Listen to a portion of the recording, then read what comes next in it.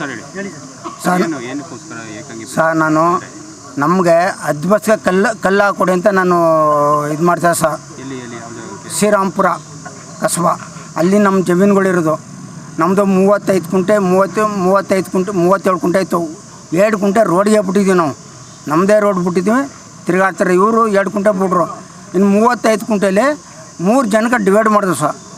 ನಮ್ಮ ತಮ್ಮನ ಹೆಂಡ್ತಿ ಒಬ್ಳಿಗೆ 11 ಕುಂಟೆ, ನನಗೆ 11 ಕುಂಟೆ, ಇನ್ನೊಬ್ರಿಗೆ 12 ಕುಂಟೆ ಎಲ್ಲ ರಿಜಿಸ್ಟ್ರ್ ಆಯಿತು. ಪ್ರತಿಯೊಂದು ಬತ್ತು ಸರ್. ಅಲ್ಲಿ 2022ರಲ್ಲಿ 22 ಬತ್ತು ಸರ್. ಬಂದಾಗ ನನಗೆ ಈ ಥರ ನಮಗೆ ಅಡ್ವಾನ್ಸ್ ಮಾಡಿಕೊಡಿ, ಕಲ್ನೆಟ್ ಕೊಡಿ ಅಂದ ಸರ್. ಇದು ಕೆಚ್ ಮಾಡಿದ್ರೆ ಸರಿ ಇಲ್ಲ ಅಂದರು. ಸರಿ ಇಲ್ಲ, ರದ್ದುಪಡಿಸ್ಬಿಡಿ, RTC ಎಲ್ಲ ರದ್ದುಪಡಿಸ್ಬಿಡಿ ಅಂತ ಹೇಳಿದ್ರು. ಆಯಿತು ಸರ್ ಅಂತಂದು ಆ ಸಾಹೇಬ್ರದಾಗ ರದ್ದುಪಡಿಸಿದ್ರು. ನಮಗೆಲ್ಲ ಕೊಡು ಸರ್. 2023 ರಿಟೈರ್ಡ್ ಆದರು. ಇನ್ನೊಬ್ಬರು ಮುಂದೆ ಮಾಡಿದ್ರು ಸರ್. ನೀದು ಇಲ್ಲವೇ ಇಲ್ಲ ನಿಮ್ಮದು. ಇತ್ತಾಗೊಬ್ಬರು ಮಾಡ್ತಾರೆ, ಇತ್ತಾಗೊಬ್ಬರು ಅರೇ ಜಾಗ ಇರೋದಿಲ್ಲ. ಸುತ್ತ 100 ಪಕ್ಕದ್ದು ರಿಜಿಸ್ಟರ್ ಪೇಪರ್ ಇಲ್ಲ ಸರ್. 149 ಅದ್ರ ಯಾವುದೇ 148 ನಮಗೂ ಸಂಬಂಧ ಏನು ಸರ್? ಅದಕ್ಕೂ ನಮಗೂ ಸಂಬಂಧ ಏನು? ಇವ್ರಿಗೆ ಏನೇನು ಬೇಕು ಮಾಡುವ ಸರ್.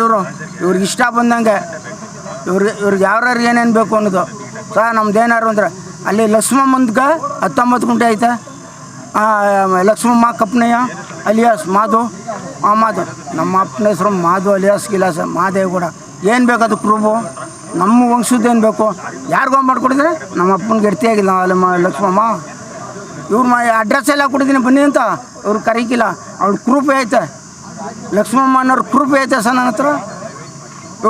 ಅವ್ರು ಖರ್ಚು ಕೇಳಿಕಾಕಿಲ್ವೇ? ಇವ್ರು ಹೆಂಗೆ ಮಾಡಿಕೊಟ್ರು? ಕೆಚ್ಚಿಲ್ದೆ ಇವ್ರಿಗೆ ಚಿಕ್ಕಣ್ಣ ಸಾಹೇಬ್ರಿಗಂದೆ ಸರ್ ಕೆಚ್ ಮಾಡಿದ್ರು.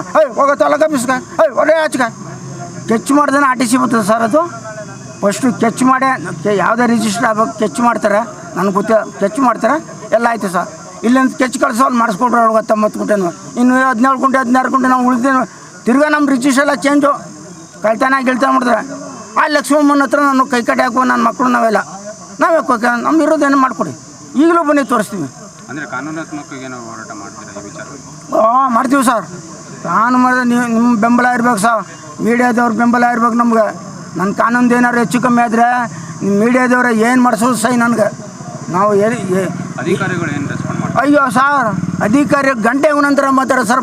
ಬಂದವರಲ್ಲ ಗಂಟೆಗೂ ನಂತರ ಮಾತಾಡೋ ಅಧಿಕಾರಿಗಳು. ಈಗ ನಾನು ಈ ಕೆಲಸ ಮಾಡಿದೆ, ನನಗೆ ಇಲ್ಲದೆ ಹೋಗಿದ್ರೆ ನಾನು ಹೊಡಿ ಬಂದಿರಿ. ನೀವು ಬಿಡ್ತಿದ್ರು ಎಲ್ಲರೂ ಆಫೀಸ್ನ ಬಾಗ್ಲು ಹಾಕ್ಸಿದ್ದಾನೆ. ಇವ್ನು ನನಗೆ ಹೊಡೆದ ಪೊಲೀಸ್ ಸ್ಟೇಷನ್ ಕಂಪ್ಲೇಂಟ್ ಕೊಟ್ಟು ನಾವು ಒಳ್ಳೆ ಕೂರಿಸೋರು.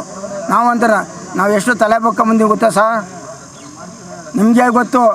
ಮೀಡಿಯಾದವ್ರಿಗೆ ದುಡ್ಡು ಕೊಡ್ದೇನೆ ಏನು ಪುಕ್ಷಡೆ ಯಾರು ಕೆಲಸ ಮಾಡಿಕ್ಕಿಲ್ಲ ಸರ್. ದುಡ್ಡು ಕೊಟ್ಟು ನನಗೆ ದುಡ್ಡು ಕೊಟ್ಟಿನಿ, ನೀನು ಯಾಕೆ ಕೊಟ್ಟೆ ಅಂತ, ನೀನು ಹೆಂಗೆ ಕೊಟ್ಟೆ ಅಂತ ಕೇಳ್ತೀರಿ. ದುಡ್ಡು ಕೊಡ್ದೇನೆ ಯಾರು ಕೆಲಸ ಮಾಡ್ತಾರೆ ಸರ್ ಇವರು? ದುಡ್ಡು ಅಂತಂದ್ರೆ ನಾನು ಅದು ಹೇಳಿಕ್ಕಿಲ್ಲ ಸರ್. ನಮ್ಗೆ ಅದು ಬೇಡಿ. ನಾನು ಈಗ ಬೇಕಾದ್ರೆ ದುಡ್ಡು ವಸೂಲು ಮಾಡ್ತೀನಿ. ಇಲ್ಲಿ ಅವರೇ ಈಗ ಬೇಕಾದ್ರೆ ದುಡ್ಡು ತರಿಸ್ತೀನಿ ನಾನು.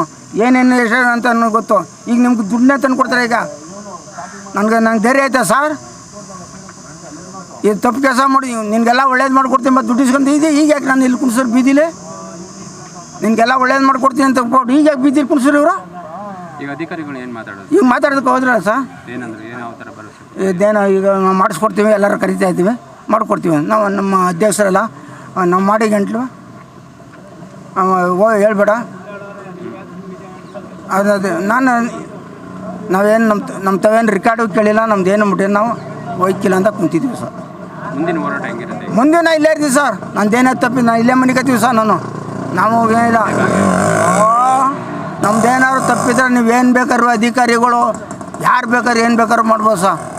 ನನಗೆ ಯಾವ್ದಕ್ಕಾದ್ರೂ ಶಿಕ್ಷೆ ಸರಿನಾ ಸರ್? ನಾನು ಹೇಳ್ದು ನಾನು ಬೇರೆ ಈ ಆಸ್ತಿ ಎಲ್ಲ ಬೇರೆ ಆಸ್ತಿನಾಗ ನಮ್ಮ ಕೊಡ್ಬಿಡ್ತೀನಿ. ಸರಿನಾ ಸರ್? ನಿಮ್ಮ ಹೆಸರು ಹೇಳಿ. ನನ್ನ ಹೆಸರು ಕಪ್ನಿ ಅಂತ ಸರ್.